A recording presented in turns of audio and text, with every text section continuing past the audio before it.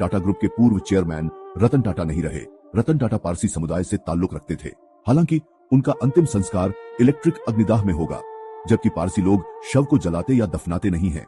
वे शव को खास जगह बिना कपड़े खुले में गिद्ध जैसे पक्षियों के नोच नोच कर खाने के लिए छोड़ देते हैं। जिस जगह शव को रखा जाता है उसे टावर ऑफ साइलेंस कहा जाता है। 2 साल पहले Bhaskar reporter Manisha Bhalla tower of silence पहुंची थी। मुंबई के रिहायशी इलाकों से दूर मालाबार हिल्स के जंगलों के बीचों बीच है टावर्स ऑफ साइलेंस। मैं इस समय साउथ मुंबई के डूंगरवाड़ी में हूँ। डूंगरवाड़ी यानी कि towers of silence. Towers of silence वो जगह है जहाँ पर पारसी समुदाय की मौत के बाद की अंतिम क्रियाएं की जाती हैं। पारसी धर्म में मौत के बाद न तो शव को जलाते हैं, न दफनाते हैं और न ही पानी में बहाते हैं, बल्कि शव को गिद्धों के खाने के लिए छोड़ दिया जाता है। जब से हम हिंदुस्तान में आए 1300 साल पहले, तब से हमने ऐसा ये बनाया कि एक ही जगह रखेंगे जहां हम स्पेशल एक मकान बनाएंगे जिसमें हम गुजरे हुए आदमी को अंतिम संस्कार के लिए रखेंगे। पारसी धर्म में जब किसी की मृत्यु होती है तो सबसे पहले इसकी सूचना नसा सालार को दी जाती है। नसा सालार यानी पारसी धर्म में वो लोग जिन पर अंतिम संस्कार कराने की जिम्मेदारी होती है।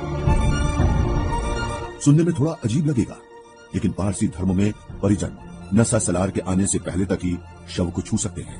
ऐसी मान्यता है कि मौत के बाद शरीर में शैतान आ जाता है, फिर डेड बॉडी को नसा सालार के सिवा कोई और नहीं छू सकता। इस दौरान मृतक के परिजन और रिश्तेदार शव को 9 फीट दूर से देख सकते हैं। नसा सालार सबसे पहले डेड बॉडी के कपड़ों को काटकर उसे ठंडे पानी और गोमूत्र से नहलाकर तैयार करते हैं। फिर नसा सालार शव को बंगली ले जाते हैं। बंगली वो जगह है जहां अंतिम संस्कार से पहले की सारी क्रियाएं की जाती हैं। यही बंगली के पास बनी बिल्डिंग में नसा सालार रहते हैं, जहां शव को संगमरमर की 3 स्लैब पर रखा जाता है। उसके चारों तरफ लोहे की कीलें लगा दी जाती हैं ताकि शैतान शव से बाहर नहीं निकले। शव के पास अग्नि रखकर नसा सालार लगातार प्रार्थना करते हैं। इस दौरान चंदन या बाकी चीजों से माहौल को खुशबूदार रखा जाता है। यहाँ शव के पास एक कुत्ता भी लाया जाता है। उसे हम सग दीद बोलते हैं। सग दीद माने कुत्ते की नजर। सग माने कुत्ता और दीद माने नजर। और वो डेड बॉडी को देखता है कुत्ता, और उसकी नजर से खराब शक्ति दूर हो जाती है। अगले दिन सूरज निकलते ही शव को बिना कपड़ों के टावर्स ऑफ साइलेंस पर गिद्धों के लिए छोड़ दिया जाता है। अमीर हो या गरीब, सभी पारसियों का अंतिम संस्कार एक जैसा ही किया जाता है। टावर्स पर पहला खांचा पुरुषों के लिए, दूसरा महिलाओं और तीसरा बच्चों के लिए होता है।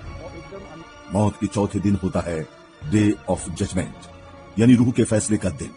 इस दिन 4 जज, जिन्हें यज्ञ कहा जाता है, वो रूह के कामों से तय करते हैं कि उसे स्वर्ग भेजें या नर्क। आमतौर पर शव का मांस गिद्ध और दूसरे पक्षी 2 से 3 महीने में खा जाते हैं। बची हुई हड्डियों को कुएं में डाल दिया जाता है, जहां चूना, मिट्टी और काला नमक इसे गला देता है। इसके बाद भी जो कुछ अवशेष बच जाता है उसे टावर्स ऑफ साइलेंस के पास गड्ढे में दबा दिया जाता है।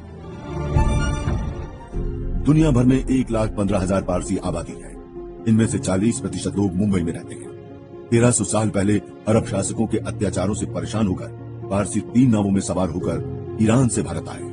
यहाँ गुजरात वलसाड के राजा जाधव राणा ने उन्हें कुछ शर्तों के साथ रहने की इजाजत दी। इनमें प्रमुख शर्तें थीं कि पारसी गुजराती भाषा सीखेंगे और महिलाएं साड़ी पहनेंगी, हमेशा रात में ही शादी करेंगे, किसी को अपने धर्म में कन्वर्ट नहीं करेंगे। इन शर्तों को पारसी आज भी निभा रहे हैं।